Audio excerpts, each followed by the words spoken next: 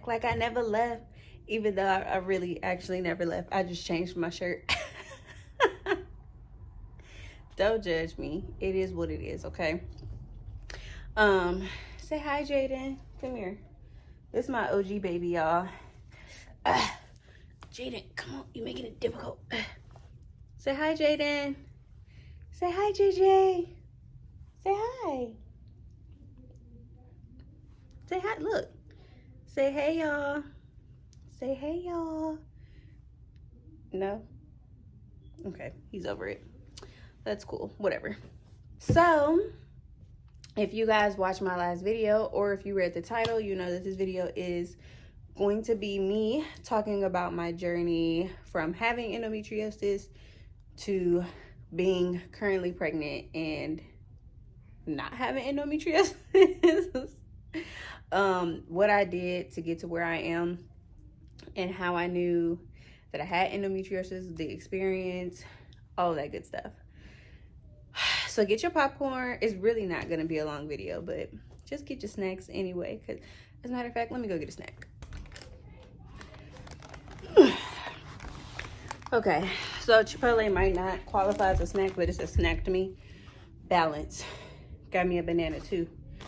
But my cousin put me on to eat my Chipotle bowls with the Doritos instead of like the regular tortilla chips. And I ain't been right ever since, y'all. It got me in chokehold. Hold on.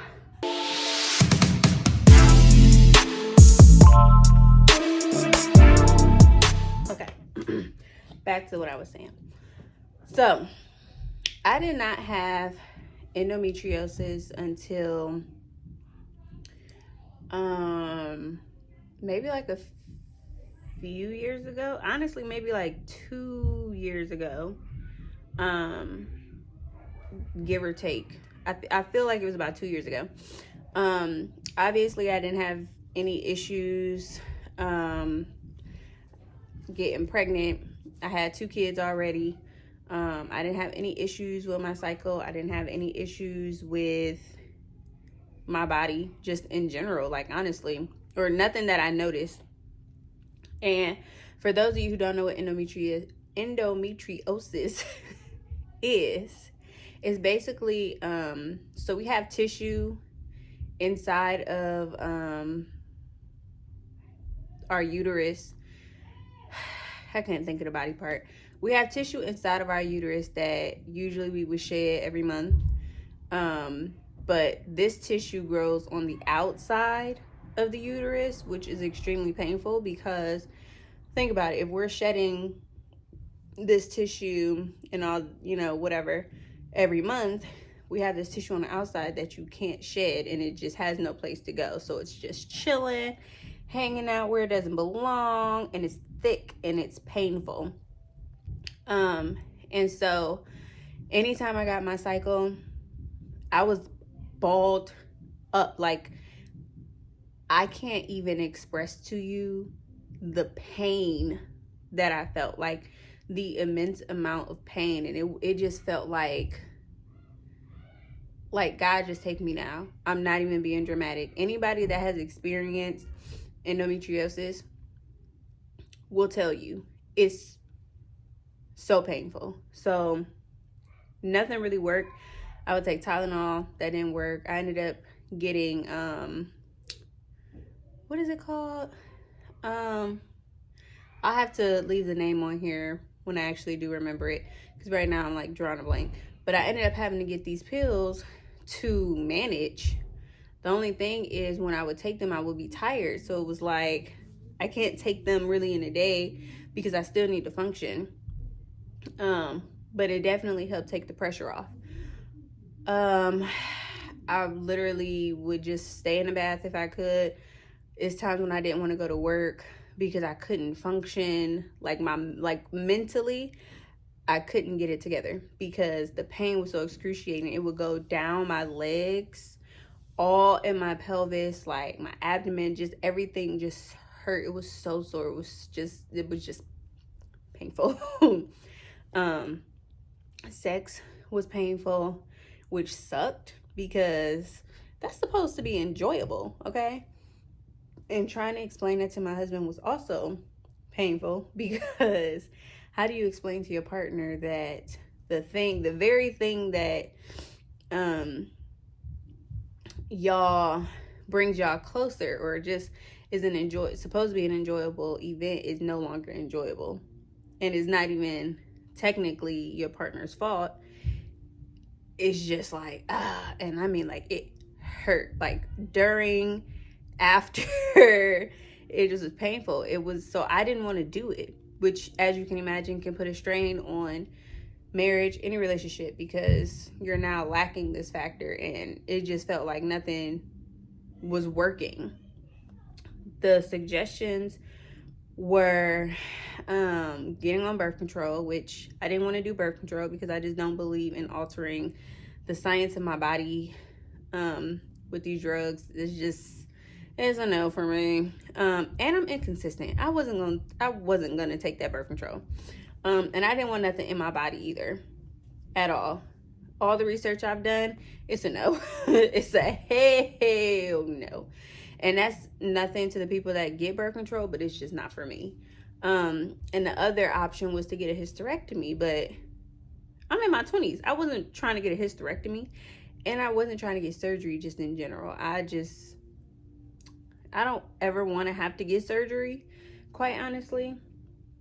But I definitely didn't want to get surgery simply because of something that I felt like I could heal myself if I had just done more research, which eventually I started doing.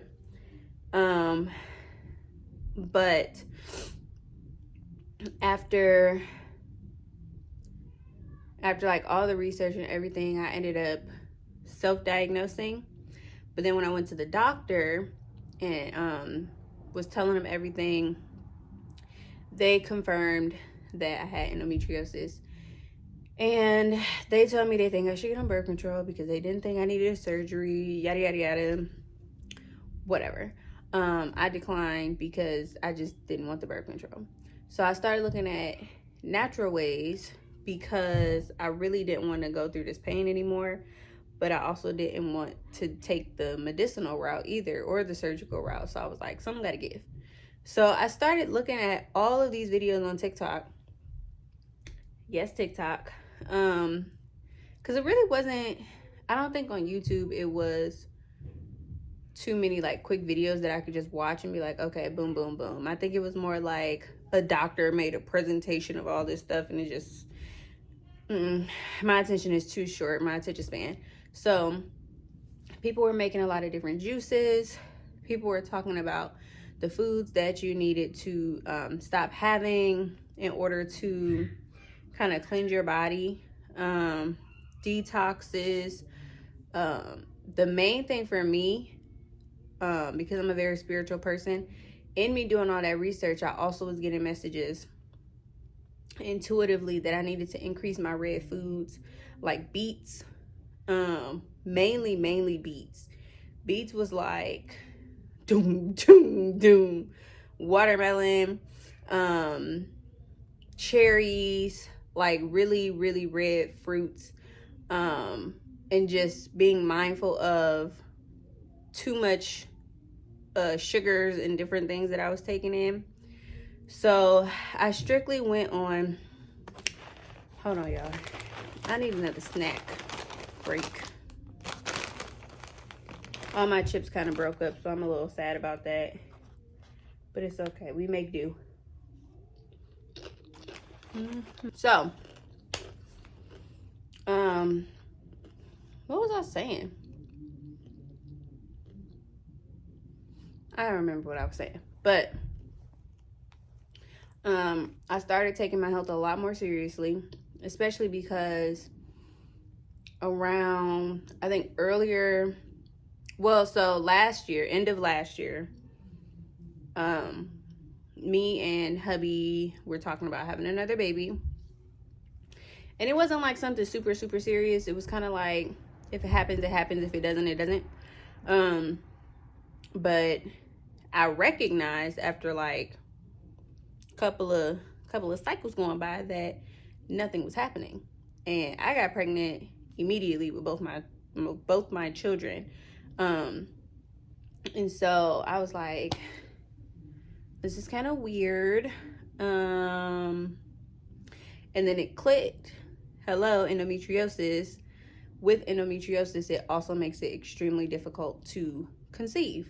So at some point in time, I kind of just really gave up on the idea that I would ever parent again or be a mother again.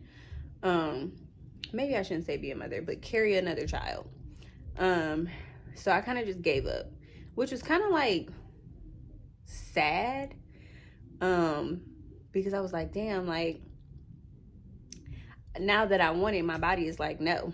So I kind of just like stopped thinking about it because it just was like, it is what it is. And I, like I said, started taking my health more seriously. I started juicing like almost every day, doing regular detoxes, cleanses, drinking more water. The main thing that I did, y'all, I promise you, and I stand by this, the main thing I did was juice beets, watermelon, and I ate cherries. Those three things, I feel like really changed my body. I mean, that on top of like the detoxing and just kind of taking better care of myself within. But I just know for sure, because those are things that I never had really tried. And then as soon as I tried them, after maybe like, honestly, 2 months, it was really the first month of me juicing. I noticed that next month when I got my cycle, it didn't really hurt too bad. Like, it was the first day I was kind of like, okay, not really too painful. It did start to get painful, but it wasn't like excruciating. It was like what I expect a normal period to feel like. And then the next month of me still juicing and everything like that and changing my diet, it was like not painful at all for real. And I was like, I like this. But it never clicked in my mind about the fertility thing, because it was just like, I'm just glad I'm not in excruciating pain. Sex wasn't excruciating. And I kind of felt normal. And then I can't believe I just wiped that on my pants. And then that maybe third or fourth month is when I found out I was pregnant, and everything just started like the calculation, like the shock.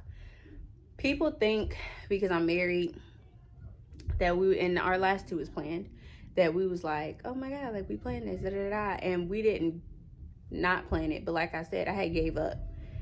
But y'all, the shocked, like, I was so surprised when I saw, well, before I saw the pregnancy test, when I even thought that I could be pregnant, I was like, ain't no way. Like, I just kept psyching myself out. I was like, ain't no way, because it's just ain't no way. And then I took that test and it said pregnant, and I was like, let me take another one. And I took another one. And then I took another one, because I was really like shocked. And I just, like, even thinking about it right now, I'm just like, oh my God, the power of herbs, the power of getting in tune with your body and doing the research is amazing. And so now here I am, and it's like, it's not truly realistic that I'm able to talk about this now, because I was so embarrassed to talk about me having endometriosis or any type of issues with my body. It was a very uncomfortable topic, and it wasn't a lot of endometriosis videos for Black women on social media, on YouTube. It wasn't really a lot of people talking about it. And so I'm like, is it me? Is it me? Like, and then there's some that was just like, some people, you have different levels of endometriosis, and mine wasn't, I guess, the worst. But some people were saying like they had to get the surgery and things like that. And so I say all of this to say you can cure your body. For one, it takes patience, consistency, and definitely making sure that the foods that you are putting into your body align with what you want your body to feel. Mentally too, like I kind of had to get out of the mentality of like being like every time I thought about it, because it was like really depressing, especially because it affected my marriage so much.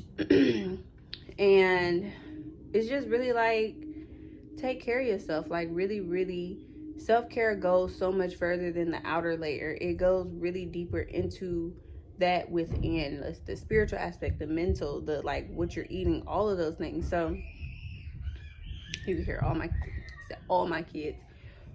Look at me preparing for my third one, but you can hear my kids screaming. But yeah, so I don't want this video to be super lengthy.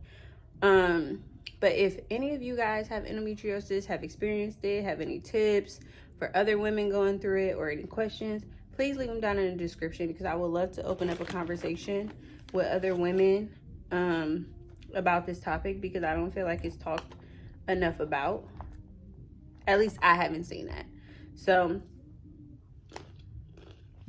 thank you guys for watching my video. I hope it was informative, or at least entertaining. I don't know if it will be entertaining, but I'll see you guys in the next video. Bye.